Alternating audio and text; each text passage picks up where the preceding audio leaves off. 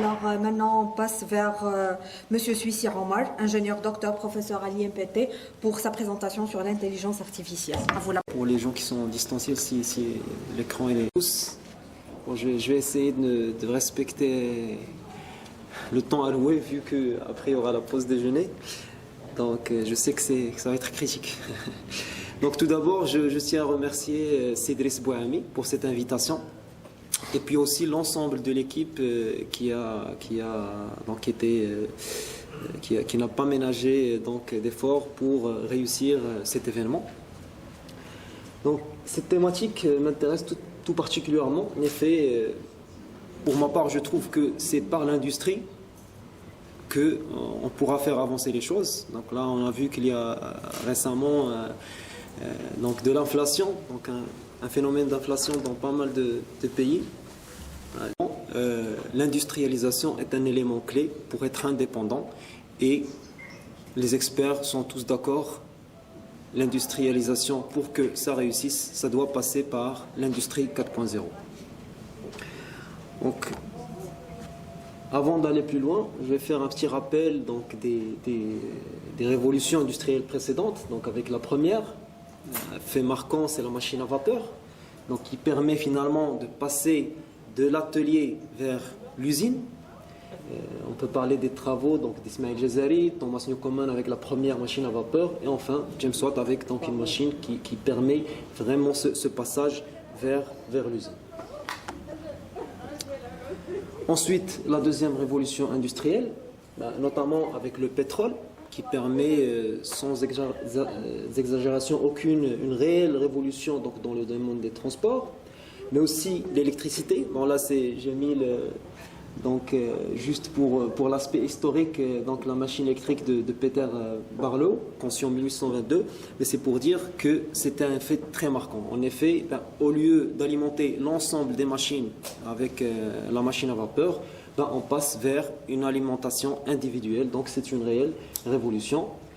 Et puis aussi sur l'approche de travail, qui est très importante. Effectivement, il y a eu le Fordisme qui était quand même un fait assez marquant avec une production de masse. Donc Fordisme qui lui-même découle du Taylorisme.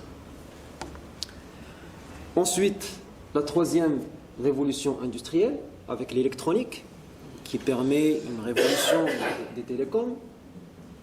L'informatique, effectivement, qui permet un traitement automatisé, l'optimisation avec des algorithmes. Et puis, le passage à cette automatisation de la production de masse, qui est rendue plus flexible et efficiente. Industriel, ça a été tout à l'heure rappelé par Cédric Bouhami, effectivement, c'est dû à un ensemble de technologies, d'accord ? Et ces ensembles de technologies, finalement, sont plus accessibles, donc un prix qui n'est pas important, et une valeur ajoutée qui est très importante. Bon, aujourd'hui, on va s'intéresser à l'aspect IA, et notamment la partie machine learning. Mais finalement, c'est-à-dire, j'insiste sur le fait que alors on me demande d'utiliser le micro. Ok, pas grave. Bon, je vais le rapprocher un peu. Donc, si vous voulez, il y a un impact pour ma part, je trouve, sur l'ensemble des autres briques. D'accord ? Par exemple, si on parle de cybersécurité, c'est un problème justement qui est dû, finalement à ces données. Donc là, j'ai des données, comment les protéger et pouvoir effectivement évoluer sans avoir de risques avec des hackers, etc. Donc pareil pour la partie IoT, finalement c'est ce qui permet d'avoir ces données, d'accord ? Donc finalement avec les capteurs, etc. Et donc finalement tous ces briques ne sont pas vraiment indépendantes, mais plutôt il y a un lien étroit et ils ont en tout cas tous un lien étroit avec l'IA et notamment le machine learning. Donc, pour vous ouvrir un peu l'appétit et voir les avancées qu'on peut avoir au jour d'aujourd'hui, on va voir une petite démonstration.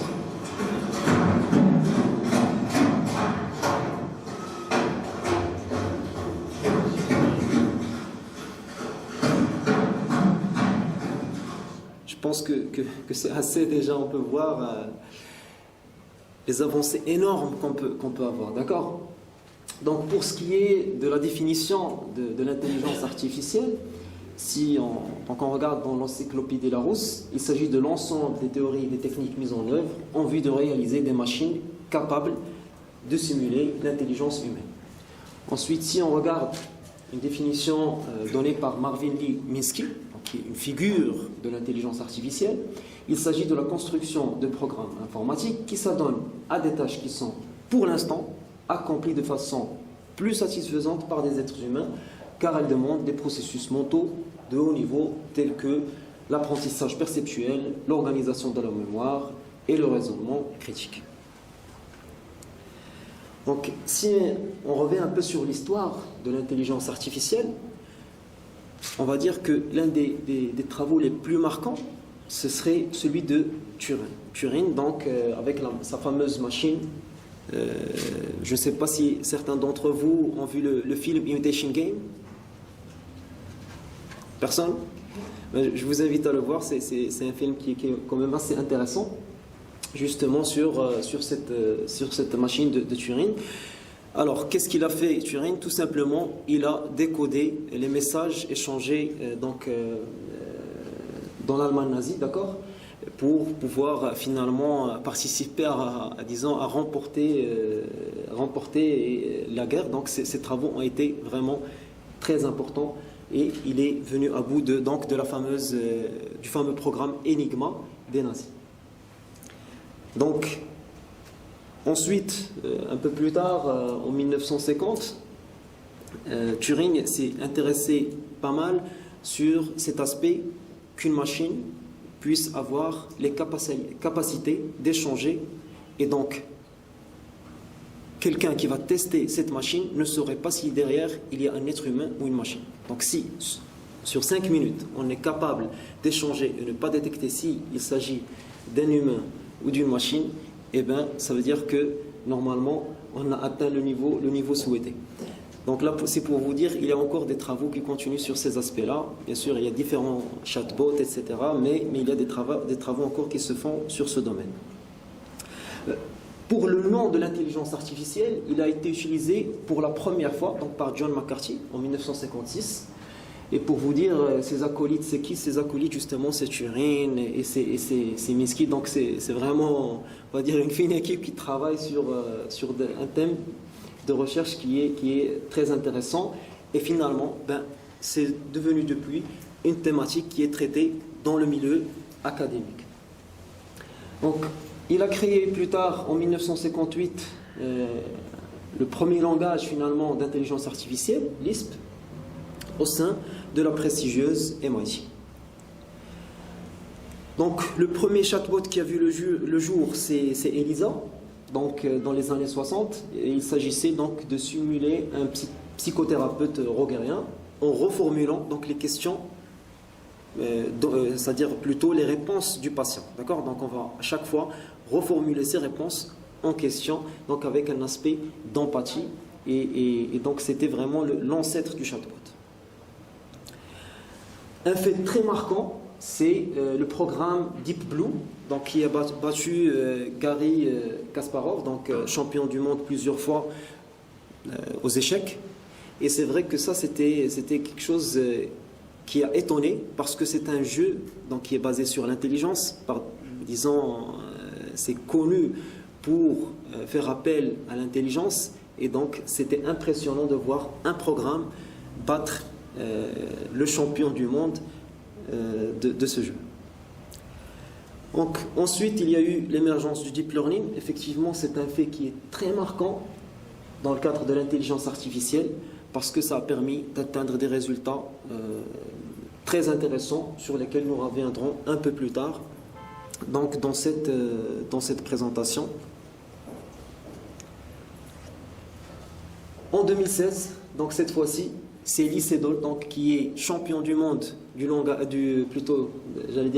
Go, mais plutôt du jeu Go, et qui a été battu par une intelligence artificielle. Donc pourquoi c'est différent? Parce que on va se dire, pourquoi vous nous donnez un autre exemple et pourquoi c'est si marquant alors que déjà le champion du monde des échecs a été battu? Mais justement, ce qui est intéressant ici, c'est que ce n'est pas juste l'intelligence. C'est un jeu qui est aussi très connu pour l'aspect de créativité. D'accord? Et donc pour avoir finalement une IA qui est capable de battre, pour vous donner une analogie, Lee Sedol, c'est un peu Hicham El Garouche pour 1500. Il est juste imbattable.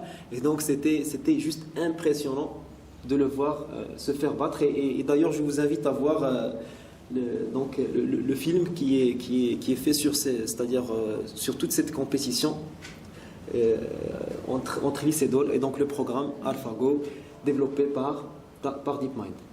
D'ailleurs, DeepMind qui a été racheté depuis par Google. Et pas plus tard qu'en 2022, donc là c'est très récent, il y a eu AlphaCode. Donc c'est quoi AlphaCode? Toujours par DeepMind. C'est un programme, donc c'est une intelligence artificielle qui permet de battre dans des compétitions de développement plus de 50% des participants. D'accord? Donc c'est pas pour avoir un développeur finalement basique, mais avoir un programme qui va battre 50% de développeurs dans une compétition. Bon, je ne sais pas si vous trouvez ça impressionnant, moi en tout cas je le trouve très impressionnant et ça fait peur aussi parce que ça voudrait dire que peut-être dans un futur assez proche, finalement, est-ce qu'on aura besoin d'autant de développeurs, d'accord? Mais plutôt de quelqu'un qui va gérer ces développeurs en attendant d'avoir des IA qui gèrent mieux que les humains aussi. Bon. Donc, quels sont les domaines de l'intelligence artificielle? Bon, ça, franchement, c'est très large. Donc, on peut parler de vision par ordinateur, de la reconnaissance et synthèse vocale, donc de la planification, du raisonnement, et puis de traitement de langage naturel. De même, pour les utilisations, c'est utilisé au jour d'aujourd'hui un peu partout. Donc, que ce soit dans le domaine de la production, le domaine de la santé, le domaine de la finance, le domaine militaire, de l'environnement et aussi donc l'industrie qui nous intéresse plus particulièrement aujourd'hui. Donc, avant d'aller plus loin, pour ce qui est donc des approches de l'intelligence artificielle, donc depuis leur apparition, ou plutôt les premiers travaux dans les années 50, on a vu deux types d'approches. Donc la programmation symbolique, d'accord, d'un côté, et puis d'un autre côté, le machine learning. Finalement, ces approches ont toutes les deux évolué, d'accord, mais c'est vrai qu'on ne va pas se mentir, celle qui est la plus connue aujourd'hui et la plus en vue et la plus étudiée, notamment dans le cadre académique, c'est bien le machine learning. Pour ce qui est de la programmation symbolique, on a la programmation impérative, d'accord, d'un côté, et d'un autre côté, la programmation déclarative. Donc la programmation impérative, finalement, c'est une séquence d'actions que je vais réaliser, d'accord, que je vais coder. Et puis la programmation déclarative, où je vais essayer de lier, en quelque sorte, les données avec le résultat qui est souhaité. Pour ce qui est du machine learning, là, il y a différentes approches aussi. Donc, il y a l'apprentissage non supervisé, l'apprentissage supervisé, le reinforcement learning, et puis bien sûr, dans tout ceci, l'une des sous-catégories les plus importantes, c'est bien le deep learning. Donc ça, c'est effectivement, c'est un secret pour personne. Donc, déjà, pour bien mener un projet machine learning, comment on procède? Il faut bien sûr définir le problème. Qu'est-ce qu'on souhaite faire? D'accord? Ça, c'est un aspect qui est très important. Ensuite, la collecte de données, qui n'est pas toujours une tâche facile. D'accord? Et puis aussi, ces données-là peuvent avoir différents formats, etc. Une fois j'ai collecté les données, il s'agit de réaliser le pré-traitement des données. Donc là, c'est une étape aussi qui est très importante. Pourquoi? Parce que tout simplement, je peux avoir des doublons, je peux avoir des données qui sont manquantes, je peux avoir aussi des données qui sont aberrantes. Et bien sûr, ça, si je ne le prends pas en compte, tout simplement, ça va biaiser mes résultats. D'accord? Là, il s'agit effectivement de ne pas foncer dans l'étape d'analyse alors que j'ai des données qui sont peut-être erronées et forcément ça aboutira à une analyse qui est aussi erronée. Ensuite, bien sûr, pour la partie analyse et exploration de données, il existe différentes approches. D'ailleurs, Driss Bouhami a évoqué notamment la partie visualisation, qui est finalement aussi utilisée pour l'aspect d'analyse, d'accord? Et puis enfin, déployer des modèles d'apprentissage et visualiser les résultats. Quand on parle de déployer des modèles d'apprentissage, on se base sur des données que nous avons, d'accord? Et puis, à partir de là, nous souhaitons, dans l'avenir, avoir des données pour lesquelles on n'a pas la réponse et pouvoir, effectivement, obtenir le bon résultat. Pour bien gérer un projet de machine learning, d'ailleurs, je sais que c'est une thématique qui est chère à Driss Bouhami, le fait de, effectivement, bien gérer et bien manager. Donc là, il y a l'approche CRISP-DM qui est très connue pour le volet machine learning. D'ailleurs, c'est un aspect des plus importants. Pourquoi? Parce que tout simplement, au jour d'aujourd'hui, comme on l'a d'ailleurs évoqué au départ avec l'exemple des développeurs, le développeur programme IA, et bien, pour le machine learning, au jour d'aujourd'hui, il y a déjà des programmes qui sont disponibles et surtout qui sont disponibles pour tous. La différence du programme que j'ai présenté tout à l'heure, il vient d'être publié, donc ce n'est pas encore démocratisé, ça prendra sûrement un certain temps. Il y a d'autres personnes et d'autres groupes qui vont travailler sur la thématique. Mais pour ce qui est de l'automated machine learning, il y a déjà plein de librairies disponibles sur Python, par exemple PyCarré et bien d'autres librairies qui permettent, à partir des données, de réaliser les différentes étapes, d'accord, et vous sortir le résultat.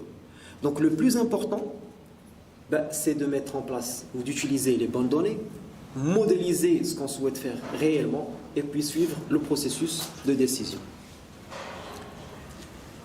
Donc là, sur une étude qui a été menée donc sur près de 20 000 personnes, on a le résultat sur les approches qui sont les plus utilisées au jour d'aujourd'hui par les data scientists. Donc on peut voir, je ne sais pas si c'est visible ou pas, mais en tout cas la régression linéaire reste vraiment, disons, avec reste tout simplement l'approche la plus utilisée et forcément c'est pour la simplicité, d'accord, qu'elle présente.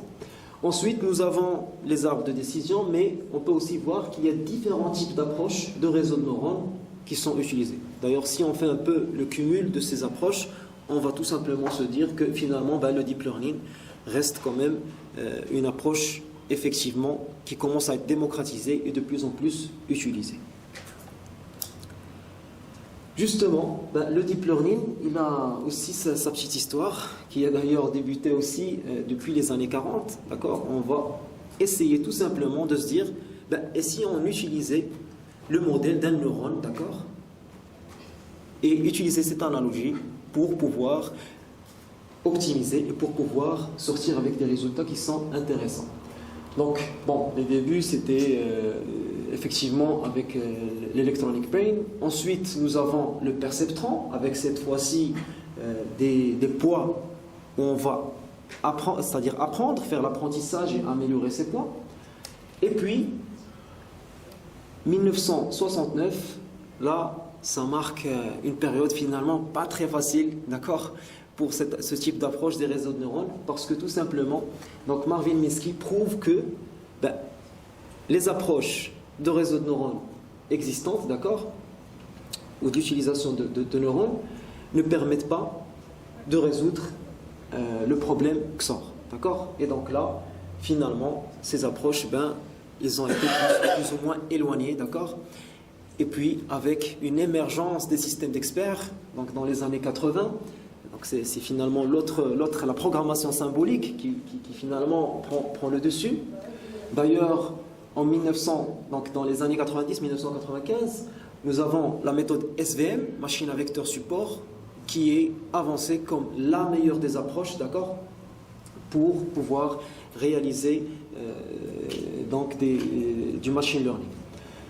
Et puis, en 2006, il y a des travaux qui ont commencé déjà avec les réseaux de neurones convolutifs, d'accord, avec Ian LeCun. Et en 2012, là c'est un fait marquant.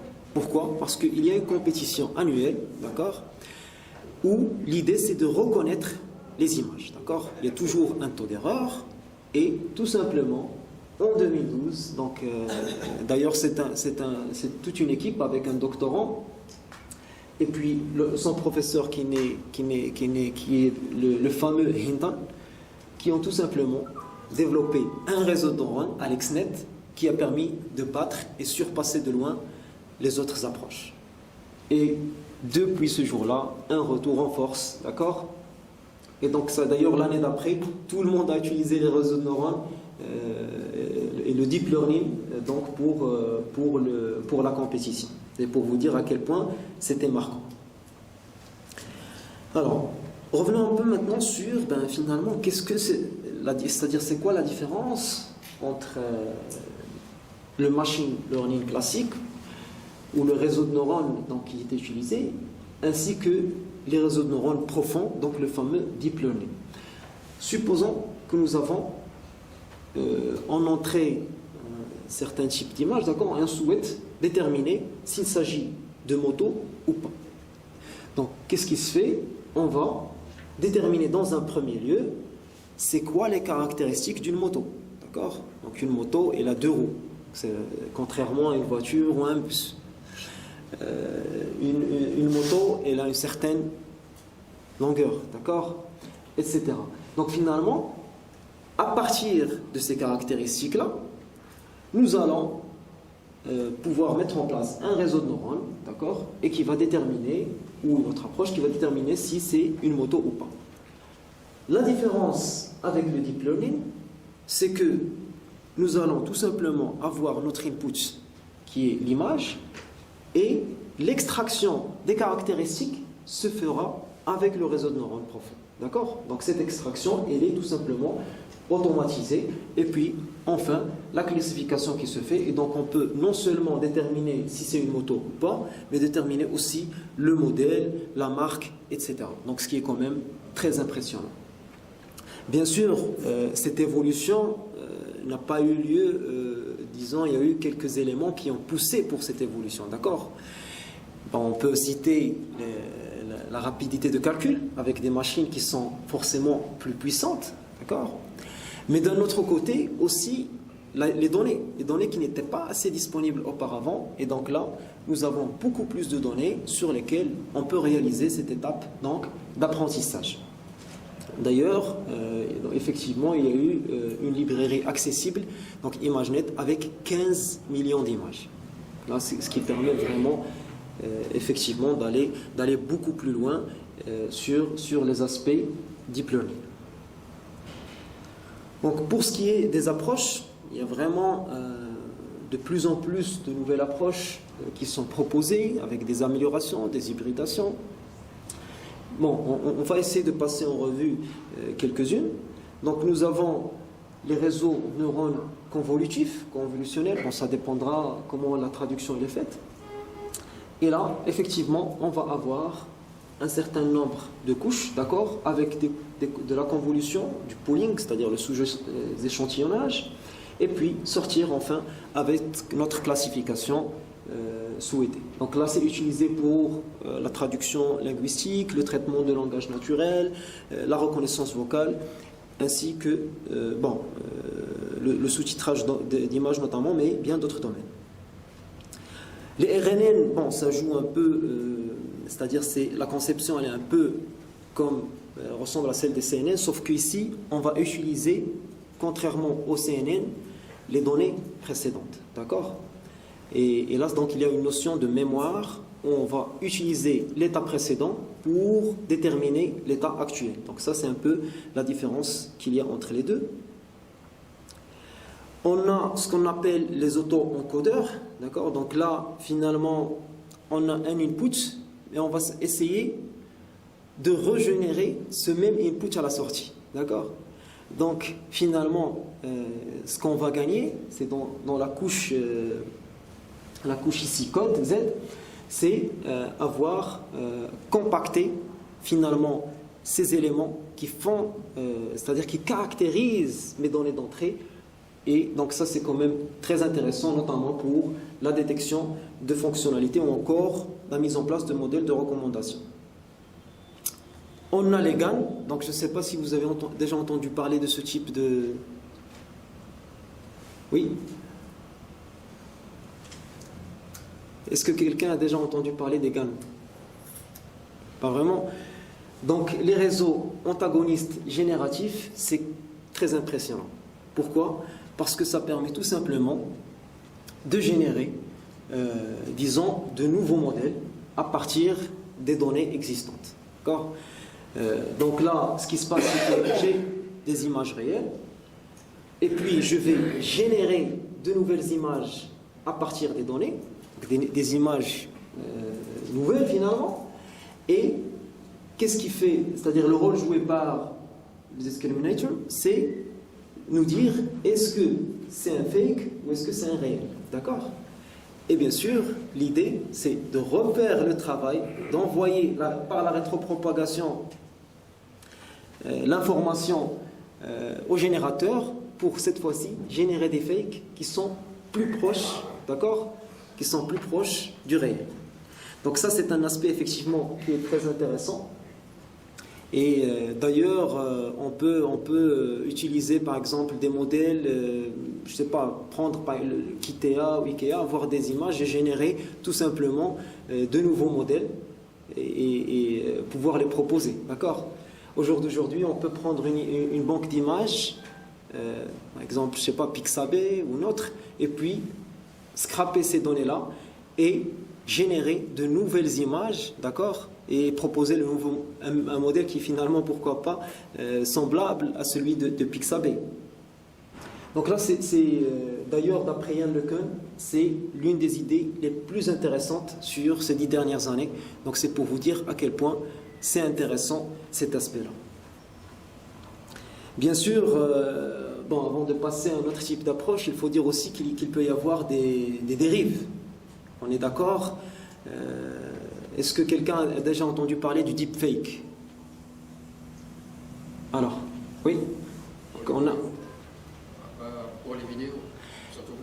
Exactement. Donc là, par exemple, il y a une vidéo d'Obama qui est assez connue.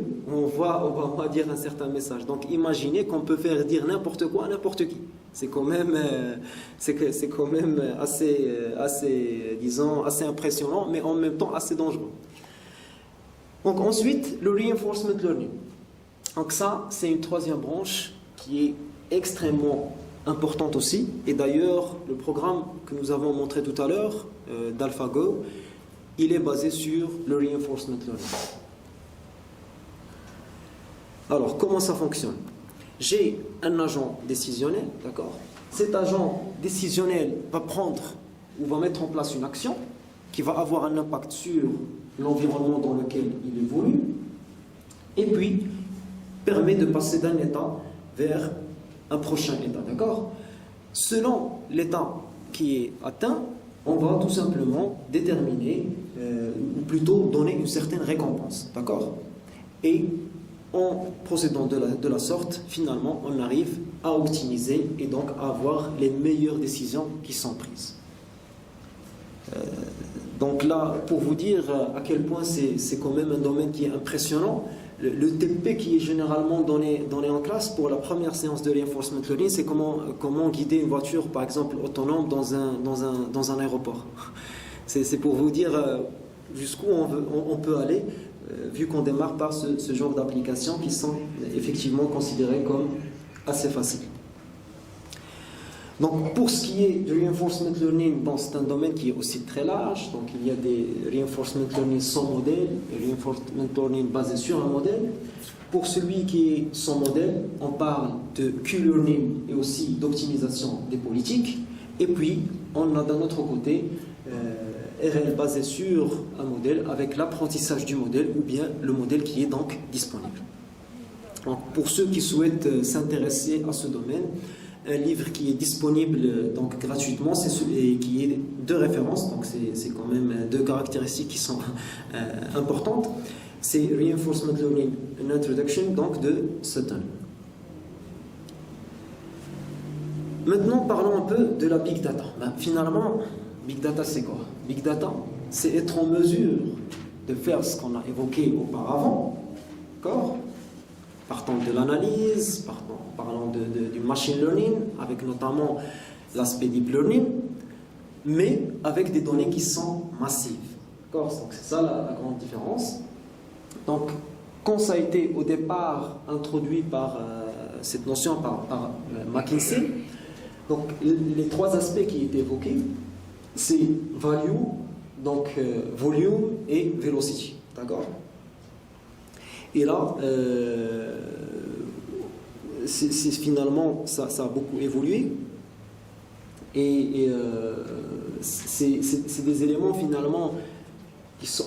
Plutôt, excusez-moi, c'était volume, variety et velocity. D'accord? Et finalement, ces approches-là ont sans arrêt évolué. D'accord? Et maintenant, on retrouve cet aspect qui n'est pas moins important, à savoir la véracité. D'accord? Qu'est-ce que valent ces données-là? Et aussi la valeur qu'on peut tirer à partir des différentes données. Donc si on fait une petite comparaison entre, on va appeler ça small data, donc des données non massives, et puis les données massives, le big data, tout d'abord, pour ce qui est des objectifs. Donc généralement, pour le small data, on a un unique objectif, d'accord? Ou quelques objectifs, mais qui sont figés. Alors qu'avec le big data, on s'inscrit plus dans un cadre d'objectifs qui sont évolutifs. D'accord? Le deuxième aspect, c'est effectivement la source. Donc, avec le small data, on a une source qui est unique, alors qu'avec le big data, plutôt c'est du multiple source. L'aspect de données, effectivement, semi ou non structurées qui sont traitées avec le big data, contrairement aux données structurées qui sont traitées généralement avec le small data. Si vous voulez, je ne sais pas si c'est clair d'ailleurs cet aspect pour tout le monde, mais on peut l'expliquer brièvement. Données structurées, c'est un peu ce qu'on peut voir avec par exemple un fichier Excel, avec toutes les disons, les attributs qui sont bien clarifiés, etc. Ou encore des bases de données relationnelles, tout simplement, on va utiliser SQL, etc. Quand on parle de données semi-structurées, là, c'est, disons, c'est d'ailleurs comme le nom, l'appellation le laisse penser, c'est moins structuré que les données structurées, mais plus structuré que les données non structurées. Alors, pour vous faire simple, c'est un peu les fichiers où on a des balisages, d'accord? Donc là, les balises permettent effectivement de donner, disons, une certaine classification de ces données-là, mais ce n'est pas comme si on avait une base de données donc relationnelle. Enfin, nous avons les données non structurées, où là je peux avoir différents types de données qui sont effectivement mélangées, et le travail, il est bien sûr plus important à mener pour pouvoir tirer de l'information. Généralement, donc pour ce qui est du small data, on aura une seule tâche à réaliser, d'accord? Alors qu'avec le big data, finalement, c'est un projet en équipe et qui doit être organisé, notamment avec une manière de travailler où nous avons cité tout à l'heure CRISP-DM. Ensuite, pour la partie pré-traitement, c'est plutôt simple, effectivement, pour ce qui est du small data, contrairement au big data. Et d'ailleurs, j'ai vécu ça aussi autant que prof encadrant, c'est-à-dire lors des PFE. On a certaines entreprises qui vont prendre en stage nos étudiants, mais après qui vont être embêtés, ils vont demander pourquoi ça prend autant de temps de faire le pré-traitement. Et donc là, on est obligé effectivement d'aller expliquer à l'industriel, d'aller expliquer à l'entreprise, sachez que c'est l'une des étapes les plus importantes dans un projet de data science. Parce qu'au final, si vous voulez qu'on fasse vite cette étape-là, il n'y a pas de souci, mais on risque de sortir avec une information ou un résultat qui est tout simplement erroné. Bien sûr, aussi, il y a cet aspect aussi de rapidité de calcul. Donc, on passe d'un ordinateur vers plutôt des machines de calcul. D'ailleurs, c'est de plus en plus évolué. Là, on parle même des machines quantiques. Bon, c'est quelque chose, effectivement, sur laquelle travaillent des grands groupes tels que IBM. Alors, on peut se poser aussi la question sur finalement les langages les plus intéressants à prendre en main si on veut faire de la data science. Bon, selon vous, quel est le langage le plus intéressant? Python, très bien. S'il y a d'autres réponses? D'accord. Très bien. Donc effectivement, c'est-à-dire, bon je dis très bien, mais en fait juste vos réponses qu'on a un peu, c'est-à-dire ce sondage, c'est-à-dire un sondage qui a été mis en place, d'accord. Après, moi, ce sondage, c'est-à-dire, il y a l'image de ce qui se passe actuellement et ce qui est utilisé actuellement, mais ce qui va être utilisé plus tard. Donc, par exemple, moi, je m'intéresse à celui qui est le plus en haut, Python, effectivement, et je m'intéresse aussi à celui qui se trouve le plus en bas, Go. Parce que, tout simplement, c'est un langage qui a été mis en place c'est-à-dire, il est sorti des laboratoires de Google. Si vous connaissez Kubernetes, etc., Docker, ça a été développé avec le langage Go. Et puis c'est un langage qui est extrêmement rapide. Donc à mon avis, dans le futur, ça aura sa place pour la data science. Ça, je n'ai pas de doute là-dessus. Donc bien sûr, si on parle après de Python, c'est vrai qu'au jour d'aujourd'hui, même si sur certaines applications, quand on compare, le langage Go, il est extrêmement plus rapide que Python, d'accord? On parle en termes de temps d'exécution. Mais après, pour ce qui est des librairies disponibles, effectivement, Python, indiscutablement, c'est l'un des langages les plus riches. Par exemple, si on parle du deep learning, il y a des librairies telles que donc, TensorFlow, Keras. Si on parle de partie visualisation de données, il y a des librairies telles que Matplotlib. Si on parle donc finalement des aspects numériques, il y a NumPy, etc. Et donc c'est vraiment très riche, et sans oublier l'aspect que nous avons évoqué tout à l'heure, à savoir l'automated machine learning, c'est-à-dire le machine learning automatisé. J'ai un responsable qui tout simplement, il a des données, il n'est pas spécialiste du machine learning, mais il sait ce qu'il veut, donc il a les étiquettes, il sait l'analyse qu'il veut mener, et bien il peut travailler avec les librairies d'automated machine learning et obtenir des résultats qui sont pas si mauvaises que ça. Donc là, bien sûr, je parle avec les capacités actuelles, etc. Et la différence, si on a un spécialiste de la data science qui, lui, effectivement, jusqu'au jour d'aujourd'hui, il peut effectivement avoir, en utilisant certaines librairies, ou plutôt en développant, pourquoi pas, ces algorithmes, peut avoir des résultats qui sont meilleurs.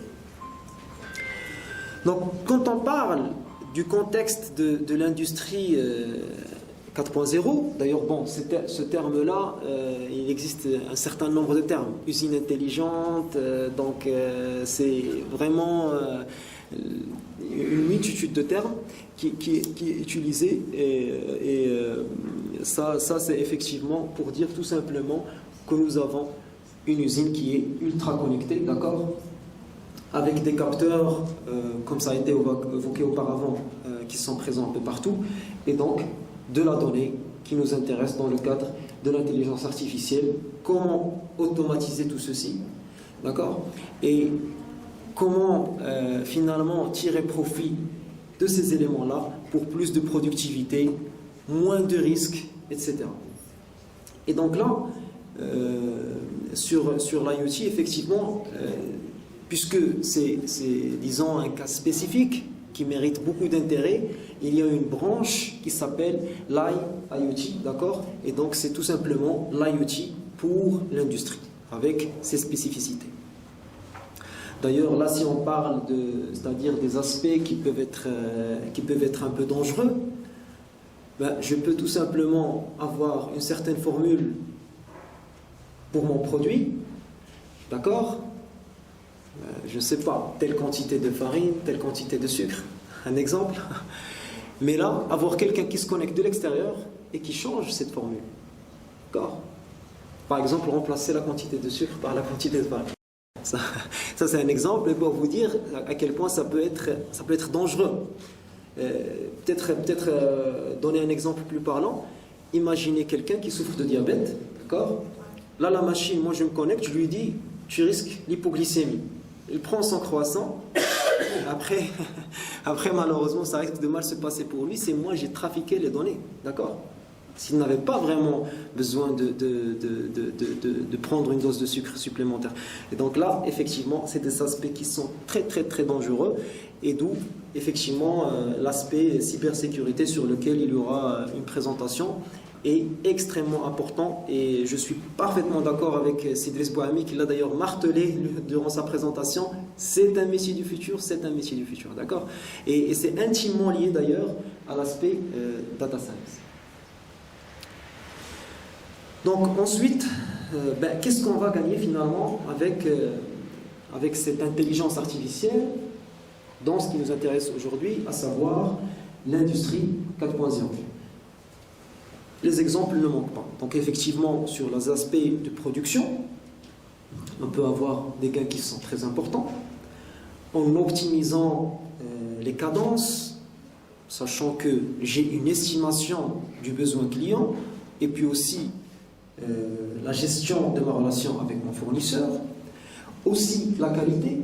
Donc effectivement, dès que je détecte qu'il y a des éléments qui ne respectent pas le spectre limite, disons convenu avec mon client, et j'arrête de suite la production. Donc là, c'est des éléments qui sont quand même très très importants et qui révolutionnent sans aucun doute l'industrie actuelle. Ensuite, le déploiement du Lean Six Sigma.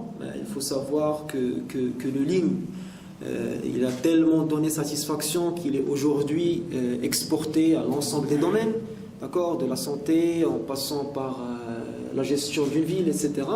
Mais effectivement, ça émerge bien de l'entreprise donc de Toyota. Alors pardon, le temps, d'accord, donc je vais essayer d'accélérer un petit peu. Et donc, c'est bien l'aspect donc de l'industrie automobile. Mais ce qui est intéressant au jour d'aujourd'hui, c'est de savoir que ce déploiement du Lean Six Sigma, il va être facilité, d'accord, avec l'intelligence artificielle. Donc notamment, si on prend un exemple simple, le Kanban. Donc là, tout simplement, je vais avoir un Kanban qui est digital, d'accord. Donc là, je vais vous montrer un petit exemple que nous avons conçu donc avec un doctorant, justement sur l'inventaire automatisé réalisé avec un drone. Alors. Bon, ça ce n'est un secret pour personne, c'est l'inventaire, c'est quelque chose qui coûte beaucoup cher, d'accord? Parfois on est obligé d'arrêter, d'accord, et de fermer pendant quelques jours pour faire l'inventaire. Et là, notre solution, c'est d'avoir tout simplement un drone. Nous avons des QR codes, et puis le drone va réaliser l'inventaire, et donc de manière régulière. Donc ça, c'est quelque chose, effectivement, qui va permettre de réaliser des gains qui sont importants. Donc bien sûr, je rappelle que l'idée de l'intelligence artificielle, c'est finalement de faire à la machine quelque chose qu'au jour d'aujourd'hui, l'on fait mieux. Donc là, si vous voulez, ça se divise en deux parties, disons, l'intérêt de notre méthode. D'un côté, on va guider, parce qu'on connaît, nous avons des cellules, donc on va guider notre drone, mais d'un autre côté, pour éviter les obstacles, mais aussi pour lire les QR codes, là on fait appel donc, aux aspects machine learning, d'accord, pour tout simplement c'est-à-dire faire la reconnaissance disons, visuelle, d'accord. Donc voilà, ça c'est quelque chose qui a été développé il y a plus de 4 ans. Donc là, effectivement, les choses ont beaucoup plus évolué. Donc là, on peut voir, bon, ça c'est pas nous qui l'ont fait, mais effectivement, c'est un exemple classique pour montrer à quel point c'est intéressant. C'est tout simplement la gestion automatisée c'est-à-dire le tri automatisé, d'accord? Toujours avec cet aspect donc de reconnaissance d'image qui permet d'aller beaucoup plus vite. Et voilà. Là, je vais essayer d'accélérer vu qu'on est contraint un peu par le temps. Donc, il y a aussi une vidéo qui est assez impressionnante dans les locaux d'Alibaba Express où vous avez tout simplement les transports de colis qui est automatisé, etc. Et donc, c'est quelque chose qui a beaucoup d'avenir. Donc bien sûr, si on parle cette fois-ci de l'amélioration de la qualité de la production, il y a la détection de la non-conformité, déterminer les rebuts, améliorer le contrôle qualité et puis retirer les produits qui sont non conformes. Donc, c'est effectivement, il y a pas mal d'applications, par exemple quand il y a des rayures, des salissements, des décolorations. Donc là, c'est effectivement, au jour d'aujourd'hui, des domaines où déjà il y a utilisé de manière qui est importante.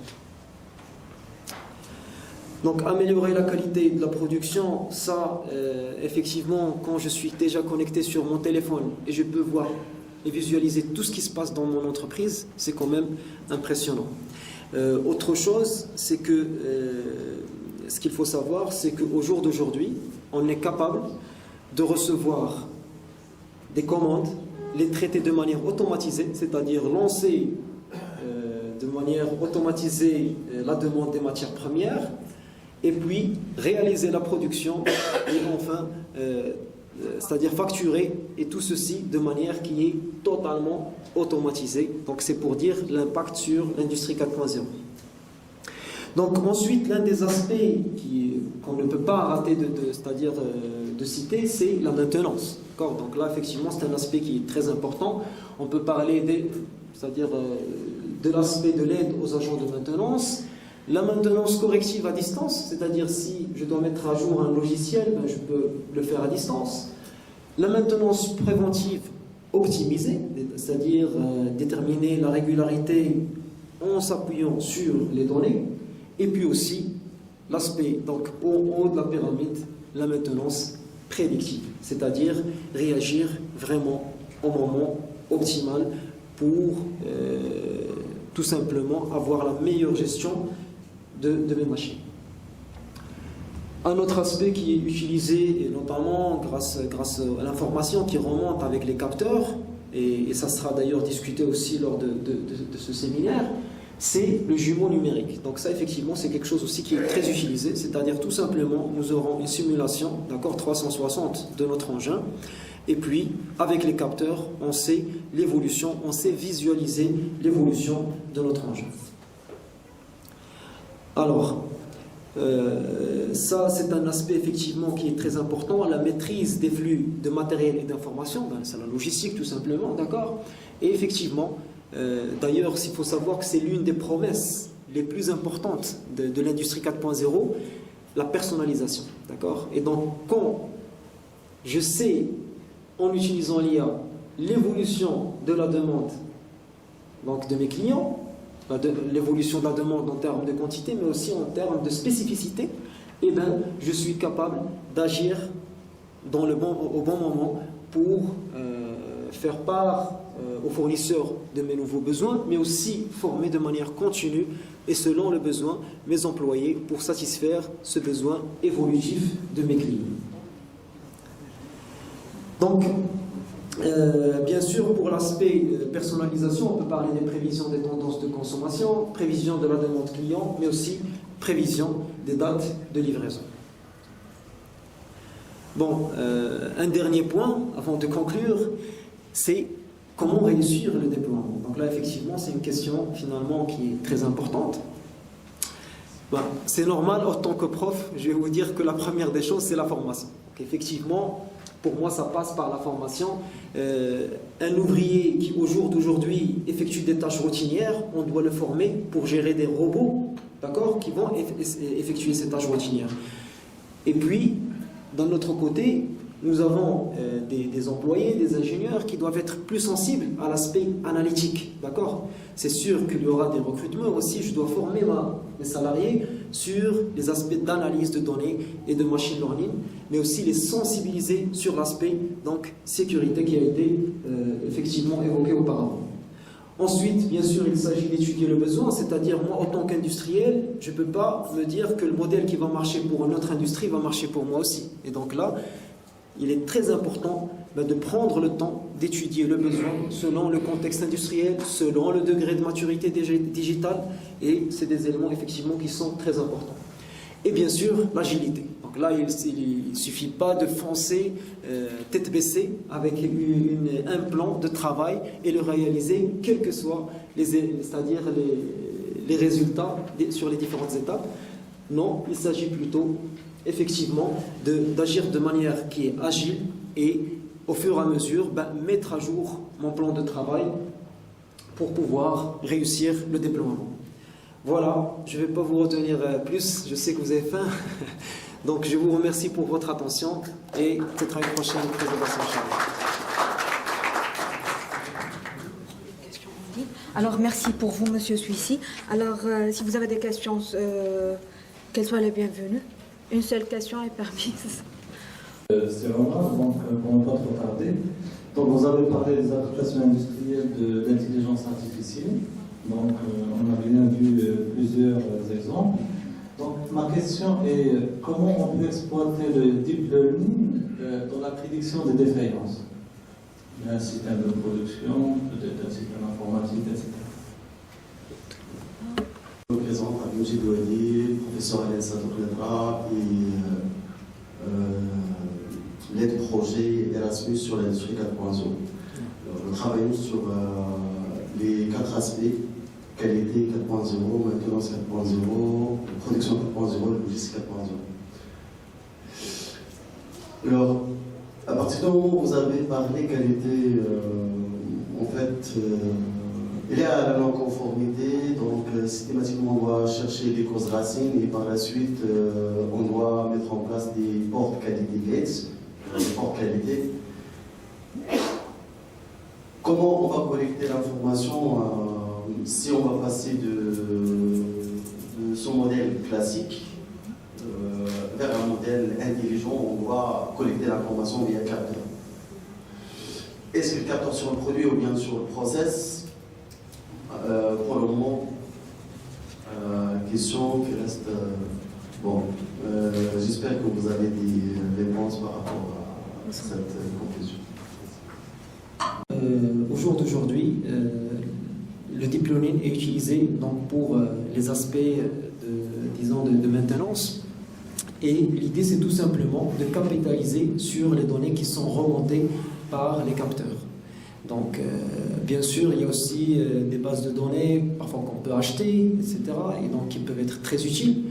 Mais aussi, tout simplement, si on est vraiment, disons, inscrit dans cette transition vers l'industrie 4.0, c'est vraiment les capteurs qui vont permettre de remonter l'information, parce que, effectivement, avec le deep learning, des quantités de données aussi importantes. Donc, concernant la deuxième question, en fait, c'est un tout, c'est-à-dire et des capteurs et du produit. Par exemple, pour ce qui est, si je prends par exemple le poids. Le poids, ça, c'est-à-dire je vais avoir l'information.